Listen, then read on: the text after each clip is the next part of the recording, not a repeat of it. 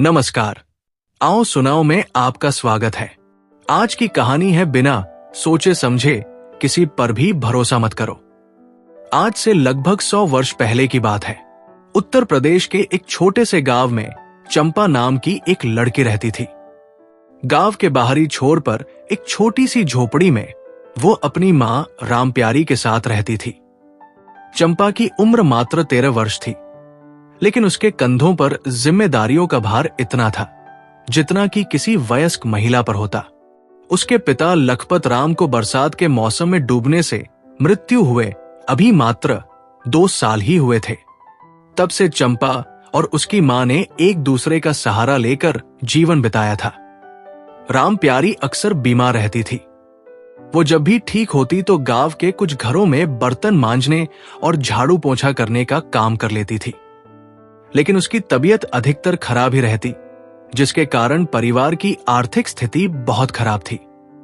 चंपा ने अपनी मां का बोझ हल्का करने के लिए पढ़ाई छोड़ दी थी। वो अब गांव की अमीर महिलाओं के कपड़े धोने और सिलाई का काम सीखकर करने लगी थी। एक दिन की बात है जब चंपा गांव के मुखिया के घर कपड़े धोने गई थी। मुखिया रामधारी सिन्हा के घर में उस दिन बहुत सारे लोग आए हुए थे। शहर से कुछ बाबू लोग आए थे, जिन्हें देखकर गांव के लोग उनके आसपास भीड़ लगाए खड़े थे। चंपा भी उत्सुकतावश उनकी ओर देखने लगी। तभी एक महिला, जिसे सब लोग बेगम साहिबा कहते थे, ने चंपा को घूर कर देखा। बेगम साहिबा अपने भड़कीले कपड़ों और गहनों से सबसे अलग दिख रही थी। उन्होंने चंपा को पास बुलाया और उसके चेहरे को अपने हाथों से ऊपर उठाकर ध्यान से देखा। फिर मुस्कुराते हुए कहा, अरे वाह, इतनी सुंदर लड़की इस गंदे गांव में। तुम्हारा नाम क्या है बेटी? चंपा ने झेंपते हुए अपना नाम बताया। बेगम साहिबा ने उसकी मां के बारे में पूछा तो चंपा ने बताया कि उसकी मां बीमार रहती है और वो खुद कपड़े धोकर और सिलाई करके घर चलाती है। बेगम साहिबा ने दयालु होने का नाटक करते हुए कहा, बेटी, तुम बहुत मेहनती हो। तुम्हारी उम्र तो अभी खेलने कूदने और पढ़ने की है, लेकिन तुम इतना काम करती हो। क्या तुम शहर जाना चाहोगी? वहां मैं तुम्हें अच्छी शिक्षा दिलवाऊंगी और तुम्हारी मां का इलाज भी कराऊंगी। चंपा के चेहरे पर थोड़ी खुशी झलकी। उसने सोचा कि अगर वो शहर जाएगी तो पढ़ सकेगी और उसकी मां का इलाज भी हो जाएगा। लेकिन फिर उसने अपनी मां के बारे में सोचा, जो अकेली गांव में कैसे रहेगी। जैसे उसके मन की बात जान गई हो, बेगम साहिबा ने कहा, तुम्हारी मां भी हमारे साथ आ सकती है। मेरा बड़ा घर है, वहां दोनों आराम से रह सकती हो। चंपा ने सोचा कि ये उसके और उसकी मां के लिए भगवान का वरदान है। वो अपनी मां से इस बारे में बात करने के लिए उत्सुक हो गई। उसने बेगम साहिबा से कहा कि वो अपनी मां से बात करके उन्हें बताएगी। उस शाम जब चंपा घर लौटी तो उसने अपनी मां को बेगम साहिबा के प्रस्ताव के बारे में बताया। रामप्यारी को यह सब सुनकर थोड़ा संदेह हुआ। उसने पहले भी सुना था कि शहर से आने वाले लोग गांव की सुंदर लड़कियों को बहला फुसला कर ले जाते हैं और फिर उन्हें बेच देते हैं। लेकिन चंपा ने मां को समझाया कि बेगम साहिबा तो बहुत अमीर और दयालु महिला है, वे उन्हें धोखा नहीं देंगी। रामप्यारी ने अपनी बेटी के उत्साह और आशा भरे चेहरे को देखा। वो जानती थी कि उनका गांव में रहकर गुजारा करना बहुत मुश्किल है। उसकी तबीयत दिन ब दिन बिगड़ती जा रही थी और वो चाहती थी कि उसकी बेटी का भविष्य अच्छा हो।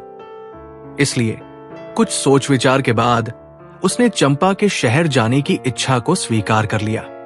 अगले दिन चंपा बेगम साहिबा के पास गई और उन्हें बताया कि वो और उसकी मां उनके साथ शहर जाने के लिए तैयार है। बेगम साहिबा ने मुस्कुराते हुए कहा कि वह 2 दिन बाद उन्हें लेने आएंगी। उस रात चंपा सपने देखने लगी। उसने सोचा कि वो शहर में एक अच्छे स्कूल में पढ़ेगी, नए कपड़े पहनेगी और उसकी मां का इलाज होगा। वो अपने भविष्य के बारे में सोचकर बहुत खुश थी। 2 दिन बाद बेगम साहिबा अपनी गाड़ी लेकर चंपा के घर आई। चंपा और रामप्यारी ने अपना थोड़ा सा सामान बांधा और गाड़ी में बैठ गई। गांव छोड़ते समय चंपा का दिल थोड़ा भारी था, लेकिन उसके मन में शहर जाकर नई जिंदगी शुरू करने का उत्साह भी था। गाड़ी कई घंटों तक चलती रही। चंपा ने पहली बार अपने गांव से बाहर का संसार देखा। बड़े बड़े खेत, नदियां और फिर धीरे धीरे शहर का आगमन। शहर में ऊंचे ऊंचे मकान, सड़कों पर दौड़ती हुई गाड़ियां और भीड़ भाड़ देखकर चंपा आश्चर्यचकित रह गई। गाड़ी आखिरकार एक बड़े मकान के सामने रुकी। मकान का बाहरी हिस्सा बहुत सुंदर था, लेकिन अंदर जाने पर चंपा को थोड़ा अजीब लगा। यहां कई सारी लड़कियां और औरतें थी, जो सभी भड़कीले कपड़े पहने हुए थी और चेहरे पर मोटी परत में मेकअप किया हुआ था। बेगम साहिबा ने चंपा और उसकी मां को एक छोटे कमरे में ठहराया और कहा कि वे आराम करें। उसने कहा कि अगले दिन वो उन्हें घर के बारे में सब कुछ बताएंगी। पहली रात चंपा और राम प्यारी ने सुना कि मकान में बहुत शोर था। संगीत बज रहा था और लोगों के हंसने और बातचीत करने की आवाजें आ रही थी।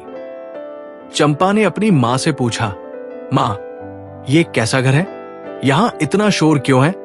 राम प्यारी ने अपनी बेटी को समझाया कि शहर के लोग देर रात तक जागते हैं और आनंद लेते हैं। उसने कहा, बेटी, अब हम शहर में हैं। यहाँ के रीति रिवाज अलग हैं।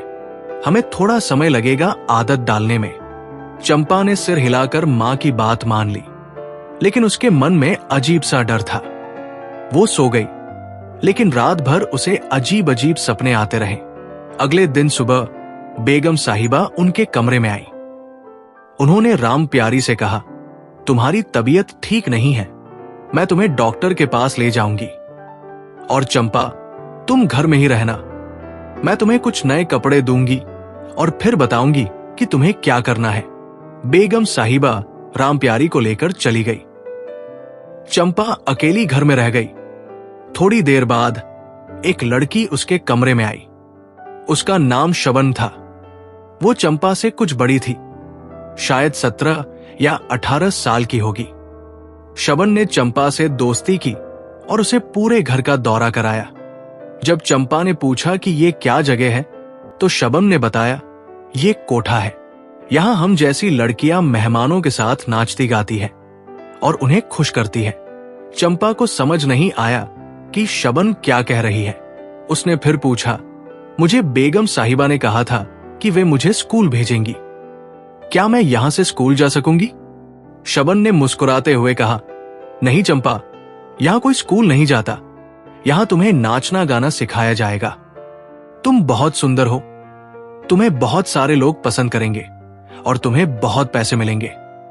चंपा का दिल डूब गया। उसे समझ आया कि बेगम साहिबा ने उसे और उसकी मां को धोखा दिया है।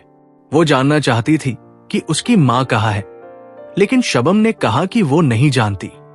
शाम को बेगम साहिबा अकेली लौटी। चंपा ने फौरन अपनी मां के बारे में पूछा। बेगम साहिबा ने कहा, तुम्हारी मां की तबीयत बहुत खराब थी।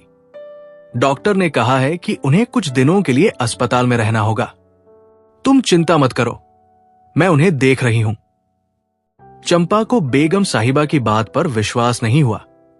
उसने कहा, मुझे मेरी मां से मिलना है, मैं अपनी मां के पास जाऊंगी। बेगम साहिबा का चेहरा अचानक कठोर हो गया। उसने चंपा को धमकाते हुए कहा, देखो चंपा, अब तुम मेरे यहां रहोगी और मेरे नियमों के अनुसार चलोगी। तुम्हारी मां ठीक है, लेकिन अगर तुम मेरी बात नहीं मानोगी तो मैं उसका इलाज बंद करवा दूंगी। और तुम्हें पता है, इलाज के बिना वो ज्यादा दिन नहीं जिएगी। चंपा डर गई। उसने सोचा कि अगर उसकी मां का इलाज बंद हो गया तो क्या होगा। उसने अपने आंसू पोंछे और कहा, मैं आपकी हर बात मानूंगी, लेकिन मेरी मां का इलाज जारी रखिए। बेगम साहिबा मुस्कुराई और चंपा के सिर पर हाथ फेरते हुए कही, शाबाश बेटी, ऐसे ही अच्छी रहना। अब मैं तुम्हें बताती हूं कि तुम्हें क्या करना है। उसने चंपा को बताया कि उसे नाचना गाना सीखना होगा और मेहमानों का मनोरंजन करना होगा। चंपा ने कहा कि उसे नाचना गाना नहीं आता। बेगम साहिबा ने कहा कि चिंता न करे, वो उसे सब सिखा देगी। इस तरह चंपा का नया जीवन शुरू हुआ। उसे हर दिन नाचना गाना सिखाया जाता। शबनम और कुछ अन्य लड़कियां उसे सिखाती थी कि कैसे मेहमानों से बात करनी है, कैसे उन्हें खुश रखना है। पहले कुछ दिन चंपा ने विरोध किया, लेकिन हर बार जब वो विरोध करती, बेगम साहिबा उसे अपनी मां की याद दिलाती और कहती कि अगर वो अच्छी लड़की नहीं बनी तो उसकी मां का इलाज बंद हो जाएगा। धीरे धीरे चंपा ने अपनी नियति को स्वीकार कर लिया। वो जानती थी कि उसके पास कोई विकल्प नहीं है। जब 3 महीने बीत गए तो चंपा ने एक दिन बेगम साहिबा से अपनी मां के बारे में पूछा। बेगम साहिबा ने उदास होकर कहा, चंपा, मुझे तुम्हें एक दुखद खबर देनी है। तुम्हारी मां का देहांत हो गया है। डॉक्टरों ने बहुत कोशिश की, लेकिन उन्हें बचाया नहीं जा सका। चंपा ये सुनकर टूट गई। वो फूट फूट कर रोने लगी। उसने बेगम साहिबा से कहा, आप झूठ बोल रही हैं। मुझे मेरी मां से मिलना है। मुझे यहां से जाना है। बेगम साहिबा ने कठोरता से कहा, तुम कहीं नहीं जाओगी। तुम्हारी मां मर चुकी है। अब तुम्हारा इस दुनिया में कोई नहीं है। मैंने तुम पर बहुत पैसा खर्च किया है और अब तुम मुझे वो पैसा वापस करोगी। चंपा समझ गई कि वो अब कोठे की कैदी बन चुकी है। उसका कोई भी नहीं था, कोई सहारा नहीं था। वो इतनी दुखी हुई कि उसने खाना पीना छोड़ दिया और दिन रात रोती रहती। कुछ दिनों बाद बेगम साहिबा ने चंपा को डराया धमकाया और कहा कि अगर वो खाना नहीं खाएगी और ठीक से व्यवहार नहीं करेगी तो उसे भूखों मार देगी। चंपा ने अपनी जिंदगी बचाने के लिए खाना शुरू कर दिया, लेकिन उसकी आंखों में हमेशा आंसू रहते। 1 महीने बाद बेगम साहिबा ने चंपा को अपने सबसे अमीर मेहमान के सामने पेश किया। मेहमान का नाम रईस खान था। वो शहर का एक बड़ा जमींदार था। रईस खान ने चंपा को देखते ही उसे पसंद कर लिया और बेगम साहिबा से कहा कि वो उसके लिए बहुत अच्छा इनाम देगा। उस रात जब चंपा को रईस खान के कमरे में जाना था, वो डर से कांप रही थी। उसे समझ नहीं आ रहा था कि क्या करे। वो भागने की सोच रही थी, लेकिन कहां जाएगी? उसका इस शहर में कोई नहीं था और उसके पास पैसे भी नहीं थे।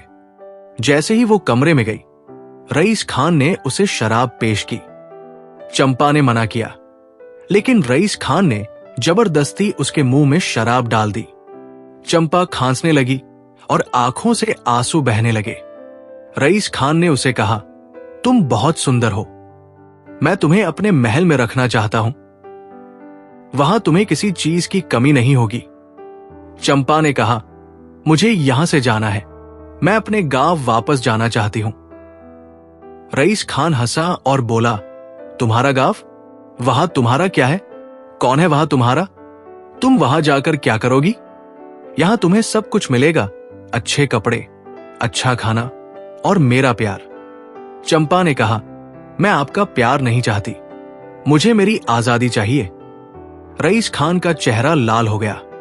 उसने कहा, तुम्हें पता है, मैंने तुम्हारे लिए बेगम साहिबा को बहुत पैसे दिए हैं। तुम मेरी हो और मैं तुम्हें आजादी नहीं दूंगा। उस रात चंपा की जिंदगी में अंधेरा छा गया। वो अपने आप को रईस खान से बचा नहीं पाई और उसकी इज्जत लुट गई। उसके बाद के दिनों में चंपा एक अलग इंसान बन गई। वो हमेशा उदास रहती, कम बोलती और अपने आंसू छिपाती। रईस खान उसे अक्सर अपने महल में बुलवाता और फिर वापस कोठे पर भेज देता।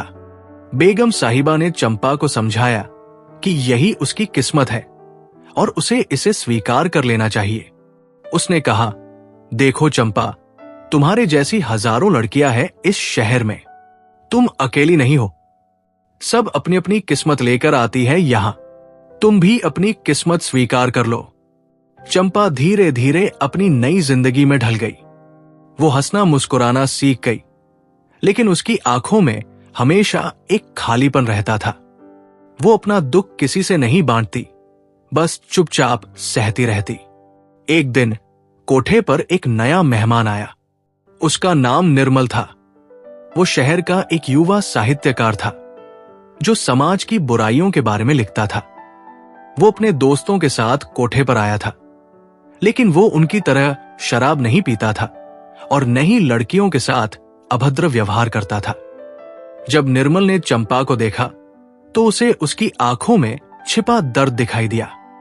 वो उसके पास बैठा और उससे बातें करने लगा। उसने चंपा से उसकी कहानी पूछी। पहले तो चंपा ने कुछ नहीं बताया, लेकिन जब निर्मल ने उसे विश्वास दिलाया कि वो उसकी मदद करना चाहता है, तो चंपा ने अपनी पूरी कहानी सुना दी।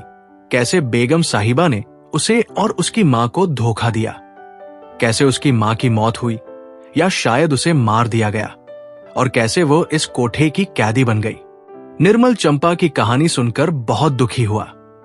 उसने चंपा से वादा किया कि वो उसे इस नरक से निकालेगा। उसने कहा, चंपा, तुम हिम्मत मत हारो, मैं तुम्हारी मदद करूंगा। मैं तुम्हें यहां से निकालकर एक नई जिंदगी दूंगा। चंपा ने निर्मल की बातों पर विश्वास नहीं किया।